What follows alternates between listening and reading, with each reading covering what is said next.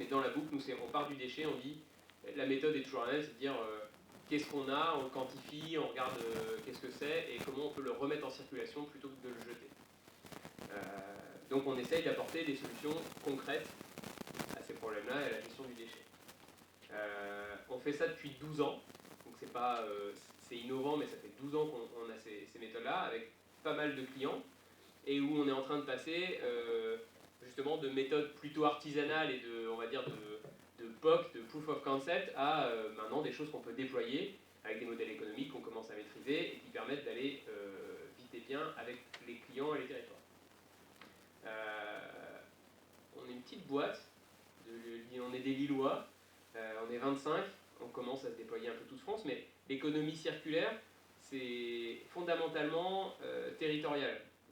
La solution, les méthodes vont être les mêmes, mais les solutions qu'on met en place et le tissu qu'on met en place sur une région va faire que ça fonctionne sur cette région et que les modèles économiques, les jeux d'acteurs vont fonctionner sur cette région.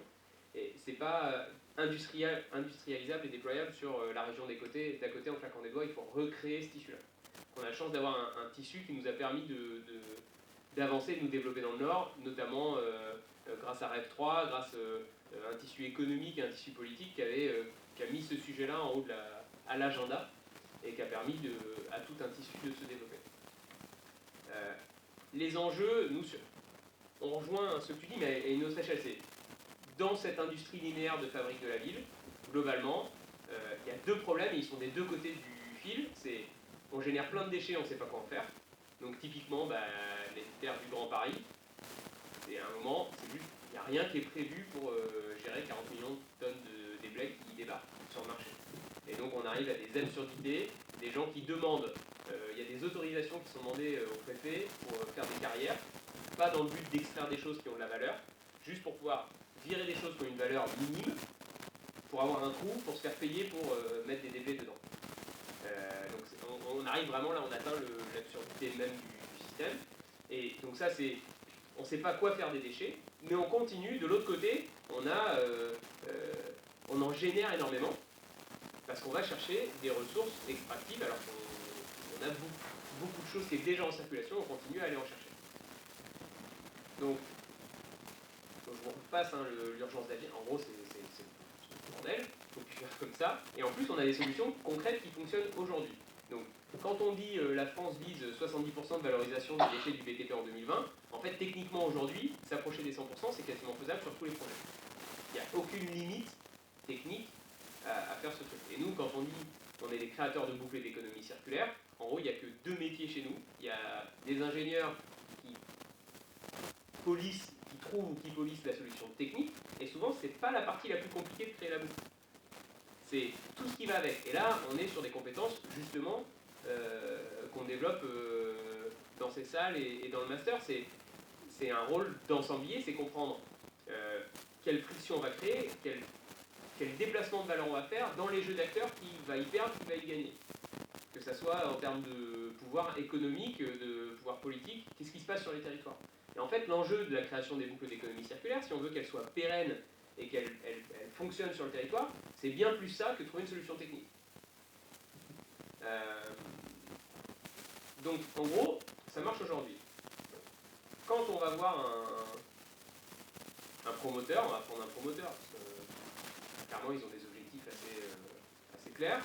On va prendre moi, je vais voir les plus gros promoteurs français, on arrive en leur disant, on va vous proposer de faire, donc on va appliquer l'économie circulaire au BTP. On dit, le premier travail, c'est de leur faire prendre conscience que les bâtiments qu'ils vont déconstruire, c'est la première étape de leur projet. Et c'est un gisement de matériaux en milieu urbain. Une fois qu'on a dit ça, le gars il regarde, ouais.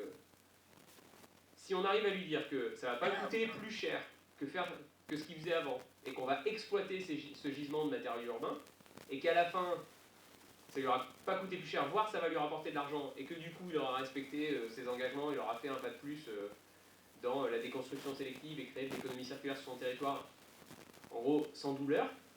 Le gars qui dit non, c'est qu'il a vraiment pas envie. Enfin, il n'y a pas de raison de dire non. Le schéma, il est finalement, en gros, on va pas passer à travers, là, en gros, c'est une ligne urbaine. Donc quand on déconstruit une tour de logement, Quand on déconstruit, là, on est à Ivry-sur-Seine, on est en périmètre en U, il y a une grande tour de logement à déconstruire. Finalement, le projet, il est relativement simple. C'est cette tour de logement, il y a des matériels et des matériaux dedans. Donc on va faire, le premier pas, c'est de faire un audit. Ok, c'est quoi on parle de gisement de matériel et matériaux, c'est quoi le gisement? Qu'est-ce que ça représente en volume? Qu'est-ce que ça représente en qualité? Et là, on va faire un audit hyper fin. Et tellement fin que c'est pas tout entre guillemets, c'est facile, hein, compter les fenêtres, regarder, dire tiens, ben, ça c'est en béton, ça c'est en placo-plâtre. C'est aller jusqu'à caractériser la matière. Ok, c'est quel béton? Quelle qualité il a intrinsèque, ce béton? Est-ce que je vais pouvoir le recycler? Ou est-ce que je vais le mettre en remblai? Est-ce que le placo-plâtre, est-ce que je vais pouvoir le désolider, est-ce que je vais pouvoir recycler le plâtre? Les méthodes constructives, est-ce que je vais pouvoir séparer facilement les matériaux? Une fois qu'on a ça, le but c'est de présenter un business model et de dire quels sont les efforts en termes de temps, en termes monétaires, en termes de main-d'œuvre que je vais devoir mettre en œuvre pour faire ce tri à la source. Donc c'est vraiment comme à la maison. Plus c'est séparé au moment où on jette, plus c'est facile de l'exploiter. Donc ces efforts-là, on va pouvoir dire ça va vous coûter tant d'argent, ça va vous en rapporter tant à la fin et ça va vous prendre tant de temps supplémentaire. L'enjeu, c'est quand on arrive à dire à la personne qui est en charge de ce patrimoine qu'il y a de la valeur qui va se dégager à la fin, ça va justifier d'adapter le process. Et là où avant on dit j'ai un budget des constructions, il faut que ça se fasse le plus vite possible et surtout que ça ne sorte pas de mon enveloppe budgétaire et me donnez pas trop de détails, je ne serai pas hyper regardant du moment où vous restez dans les clous, on demande à des constructeurs de venir avec des tournevis au lieu de venir avec des masses. Et donc là forcément, une fois qu'on est dans cet état d'esprit, tout le process il devient différent.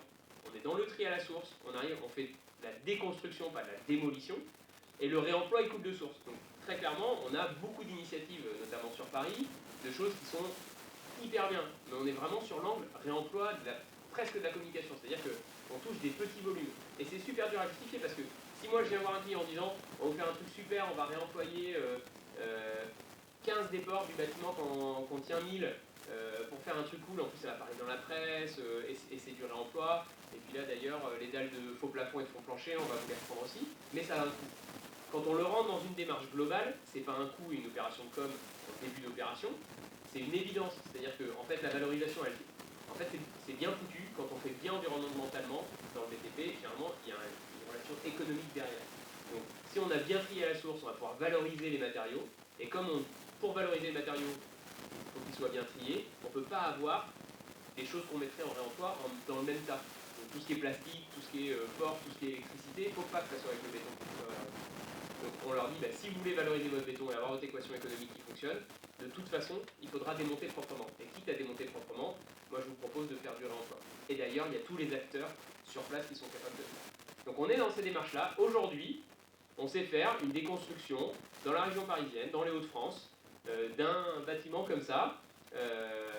On sait faire de la déconstruction sélective, on sait faire du réemploi, et on sait faire une valorisation, et on approche les taux de valorisation de 100%. Et tout ça dans une équation économique qui est rentable pour le promoteur. Ça, on sait faire, c'est déjà pas mal. C'est beaucoup mieux qu'avant, clairement, et ça fonctionne. Et là, on reprend nos casquettes de faiseurs d'urbanistes, et on dit, mais ça, c'est projet par projet. Si on dézoome et qu'on commence à avoir une approche territoriale, on va commencer à faire des choses qui sont vraiment intéressantes. Et là, on rentre dans de l'étude des flux urbains de matériaux. Et c'est dire, à l'échelle d'une agglomération, prenons la métropole lilloise, il y a 10 quartiers NPNRU, avec globalement 2 acteurs sur ces quartiers qui sont en charge de démolition. Et donc là, on va regarder bien plus tôt, au lieu de faire des constructions projet par projet, on dit, vous avez déjà contractualisé, donc on sait quels projets vont être déconstruits, à un horizon 5 ans, voire 10 ans. Et on sait quels sont les projets de construction. Quand on met les deux ensemble, c'est comme pour l'énergie, si un territoire commence à se dire je vais regarder ce que je consomme, je vais regarder ce que je produis. L'équation elle est vite faite, ça vient vite sur le haut de la pile, le sujet c'est genre ah ben en fait attendez les gars, on n'est pas du tout autonome, on est dépendant de plein de choses qui ne se passent pas sur notre territoire. Sur les matériaux c'est exactement la même chose. C'est quand on commence à poser le débat comme ça et qu'on dit on va regarder sur le stock de déconstruction à 5 ans, en fait les volumes sont juste colossaux. Et de l'autre côté on dit en plus dans ce que vous allez construire, vous allez jeter X millions de tonnes, et vous allez faire venir sur le territoire X millions de tonnes de produits qui sont lourds, en théorie recyclables, qui pourraient se passer sur le territoire.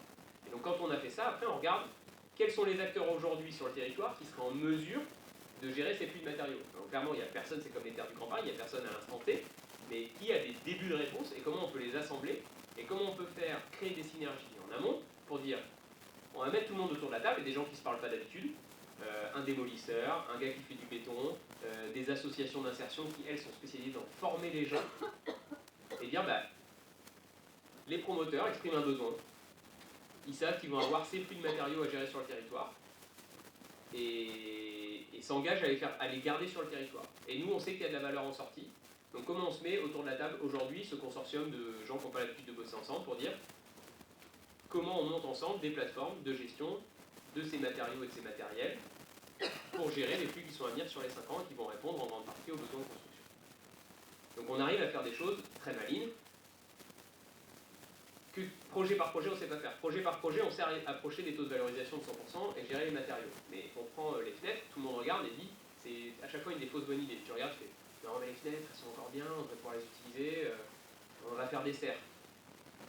Et c'est pas mal, c'est bien de faire des serres, mais en fait aujourd'hui les fenêtres c'est des normes, c'est des performances énergétiques, et donc c'est obsolète finalement assez vite. Sinon il faut les doubler ou les tripler et du coup les archives font bah ouais mais moi je perds de la lumière, vous me rajoutez de la structure, c'est des mètres carrés qui sont rentables, je sais pas faire. Déjà aujourd'hui la première étape c'est même pas de faire du réemploi, c'est de faire la solution la moins pire, c'est des fenêtres globalement c'est fait de matériaux hyper recyclables. C'est du verre, ça se recycle, le PVC ça se recycle super bien, contrairement à pas mal d'idées reçues. Le bois, finalement, c'est pas le plus facile à recycler, mais on s'en sort. L'alu, super recyclable. Aujourd'hui, concrètement, sur quasiment tous les chantiers en France, on ne recycle pas les fenêtres. Donc c'est comment on met en place, si on sait qu'on va gérer 10 000 fenêtres par an, comment on met en place une chaîne pour gérer ces fenêtres. Donc on repère les trous dans la raquette sur un territoire, on met ensemble autour de la table les gens qui vont être en capacité de répondre à ce trou dans la raquette et d'apporter une solution pérenne et à long terme sur le territoire. Donc en dézoomant, on va arriver à une étude de métabolisme, et cette étude de métabolisme, elle va permettre de mettre en lumière les enjeux et d'arriver à optimiser ce qu'on faisait opération par opération, on va le faire à grande échelle. Donc ça ressemble des territoires qui sont engagés. Là dans le coin, on a Est Ensemble qui est sur ces démarches-là, on a la métropole lilloise, on a Valenciennes, on est en train d'avancer sur Rouen, où là on a des démarches globales en même temps que ces démarches micro-opérationnelles.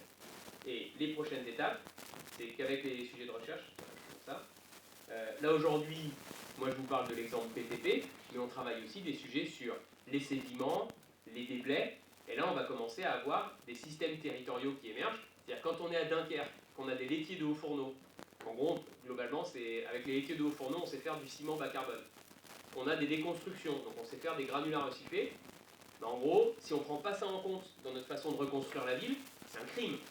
On sait faire, en gros, du béton qui coûte quasiment rien au territoire et à l'environnement. Donc, de faire venir du bois de loin, parce qu'il n'y a pas de bois sur ce territoire, et de se priver de la solution béton, c'est bête. Il y a d'autres territoires, c'est l'inverse. On n'a pas les solutions pour faire du béton bas carbone, qu'est-ce qu'on va s'embêter à en faire venir de loin ou à se plier en quatre pour en faire? Donc, quand on commence, quand on a déjà ce premier écosystème BTP, on va pouvoir venir raccrocher des solutions de sédiments. Quand on est en milieu côtier, là on est en train de travailler avec le port de Rouen, aujourd'hui ils prennent des sédiments à l'embouchure et ils remettent de plus en plus loin au large parce que sinon les bateaux ils passent pas et économiquement c'est plus viable le port. Et demain ça sera plus légal de faire ça. Déjà aujourd'hui avec l'opinion publique ils sont un peu... bon c'est pas hyper confort et demain ça sera illégal. Donc on dit on va faire les recherches. Qu'est-ce qu'on va faire avec ces sédiments? En fait, on dit sédiments, mais c'est comme les terres du Grand Paris. Dans sédiments, il y a plein de trucs. Donc on va trier, on va les prendre dans l'ordre, on va les trier, on va voir qu'est-ce qu'on peut faire avec ça. Et on va les faire re-rentrer dans ces flux urbains de travaux publics, de BTP. Donc voilà un peu aujourd'hui les choses qu'on arrive à faire en partant.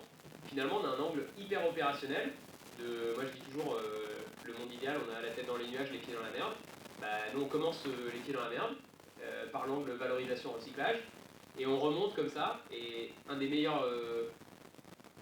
cette prise de conscience, elle doit venir des deux côtés. Et de repartir par le bas, quand tu as un bailleur social qui dit « Mais attendez, vous êtes en train de me dire que dans tout mon parc existant, là, mes fenêtres, vous pouvez rien en faire, mais moi j'en achète des milliers par an des fenêtres. » Je me pose jamais la question. Je me pose la question de combien elles coûtent et quelles sont leurs performances énergétiques, mais je me dis pas est-ce qu'elles sont faciles à entretenir, est-ce que je vais pouvoir les changer facilement en fin de vie, et dans 30 ans j'en fais quoi? Donc une fois qu'il a commencé à déconstruire différemment, il est en train de se poser la question de comment il construit différemment. Et là, on va retomber sur les sujets qui ont été présentés. Et donc en partant des deux angles, on va se retrouver à peu près là, à se tenir la main et à chanter des chansons.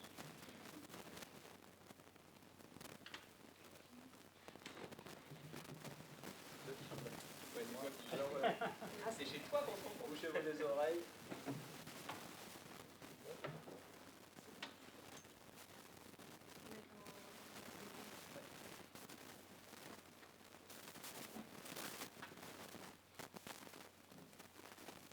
Souvent ça marche pas.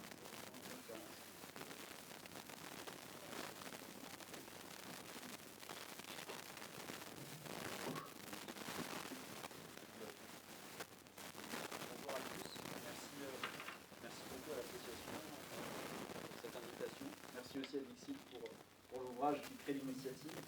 Je ne sais pas si vous connaissez Novaxia. Je vais déjà vous présenter un petit peu Novaxia. Et vous allez vite voir que dans notre histoire récente, mais tout de même avec des projets assez emblématiques, on porte tout ce qui concerne la transformation urbaine au sein même de nos projets depuis l'origine. Qui est Novaxia? C'est un groupe immobilier, on a 2 filiales, et au fond, on se pose la question de qu'est-ce qu'on fait vraiment. On fait de la valeur pour nos investisseurs qui sont nos clients. C'est un élément important tout de suite à prendre en compte, c'est que nous ne sommes pas un promoteur. Nous n'avons pas le même modèle économique que les promoteurs. Nous travaillons parfois avec eux, mais nous allons beaucoup plus en amont des projets, des friches urbaines, que les promoteurs. On prend un peu plus de risques. Mais notre modèle économique, justement, on ne joue pas exactement dans le même secteur. Ça nous permet justement d'être dans une niche qui nous a fait notre croissance. Donc, qui est Novaxia? Un groupe immobilier qui crée la valeur pour ses investisseurs au travers de fonds et de projets urbains. Comment on invente des modèles d'investissement, à chaque fois pionnier que je vais vous montrer, et puis pourquoi on fait tout ça, et je vais essayer de vous prouver qu'on le fait vraiment pour ça, pour répondre aux enjeux de la ville de demain, et donner du sens à l'investissement.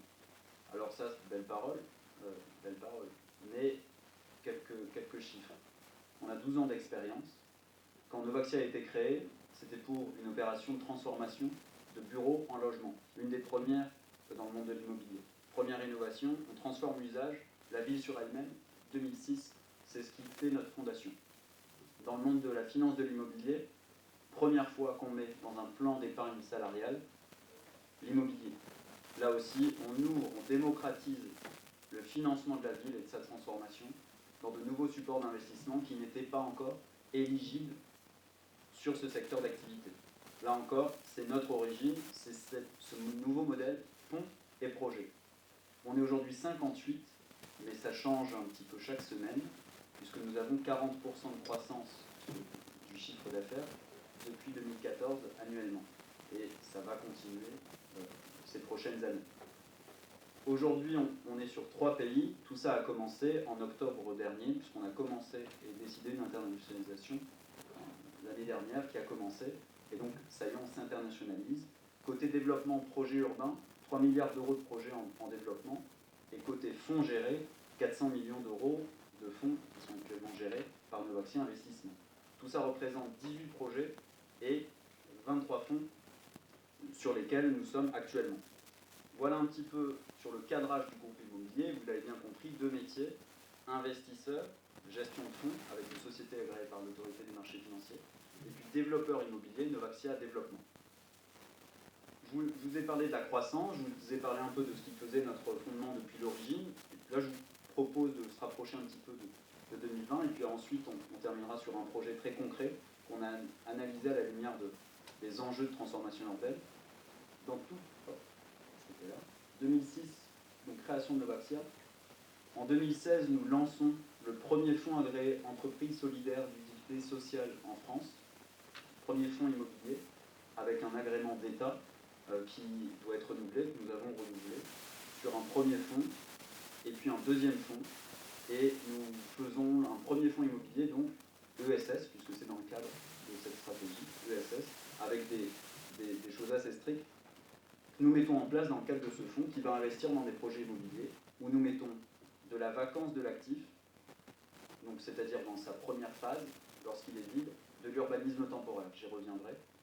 Lors de la phase de chantier, on met systématiquement en œuvre des engagements. Je vous prends un exemple, il y en a énormément, on a 17 engagements en tout qu'on met en œuvre, avec des outils associés. Dans la phase de chantier, si je prends un exemple, ça a été mentionné, clause de réinsertion avec des partenariats dédiés, dès lors que le marché de travaux fait plus de 250 000 euros, hors taxe. Et c'est aujourd'hui quelque chose qui est fait, la réinsertion sur les chantiers, dès lors que les projets sont de plusieurs millions et que le coût est marginal. Nous le faisons, nous, dès qu'il y a 250 000 euros de travaux hors taxe. Ça nous permet donc d'avoir un vrai engagement. Et ensuite, bien sûr, sur la période d'exploitation, on met en œuvre des baux verts notamment, pour toute la partie, une fois qu'il sera géré. Ça nous a permis de structurer des fonds, ESU. En 2017, on lance le premier fonds de portage spécifique sur la transformation immobilière. 2018, notre stratégie d'impact investing qui couvre l'ensemble de nos activités des 2 filiales. Et puis pour la mettre en œuvre et la dynamiser, on crée le premier fonds de dotation dédié à l'urbanisme temporaire en France l'année dernière. On fait voter, et à l'unanimité des salariés chez Novaxia, le premier plan d'intéressement qui intègre tout ce que je viens de vous dire,